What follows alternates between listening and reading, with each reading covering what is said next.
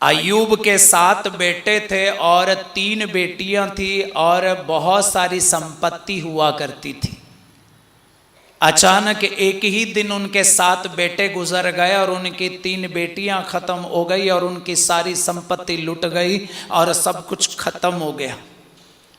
जब सब कुछ खत्म हो गया और पूरे शरीर में फोड़े आ गए थे और एक पत्थर का टुकड़ा लेकर वो कुरेता रहता था और वो इतनी भयानक पीड़ा में उनका शरीर था और इतनी भयानक पीड़ा उनमें मन में थी।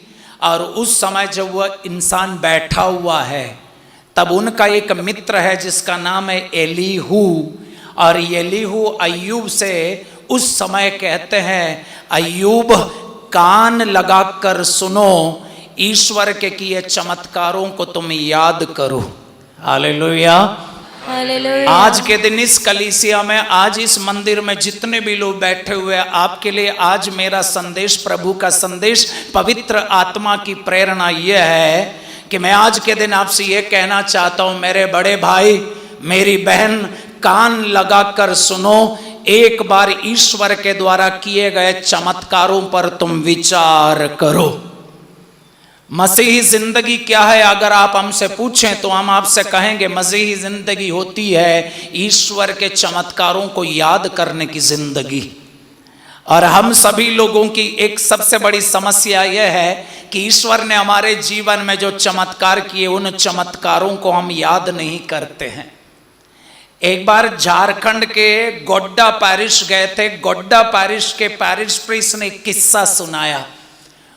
उन्होंने कहा, फादर यहाँ पर एक आदमी है, वो आए, एक बार सरकारी नौकरी उन्हें मिली है, वो आए तो हमने उनसे कहा चर्च भी बराबर आया करो क्योंकि नौकरी प्रभु ने दी है, अब सैलरी प्रभु देते हैं, सब कुछ प्रभु ने दिया।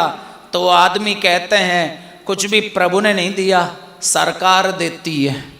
आपको पता, पुराने विधान में एक जनता हुआ करती थी, इस्राएली जनता, बड़ी प्यारी जनता, ईश्वर की अपनी जनता, जिस जनता के ऊपर खुदा की मोहर लगी हुई थी। लेकिन उस जनता के सबसे बड़ी गलती क्या थी मालूम है? बाइबल में लिखा हुआ है, स्तोत्र ग्रंथ में चैप्टर 78 वचन 11 में लिखा हुआ है, उनके बीच में ईश्वर ने जो चमत्कार किए उन चमत्कारों को उस जनता ने भुला दिया।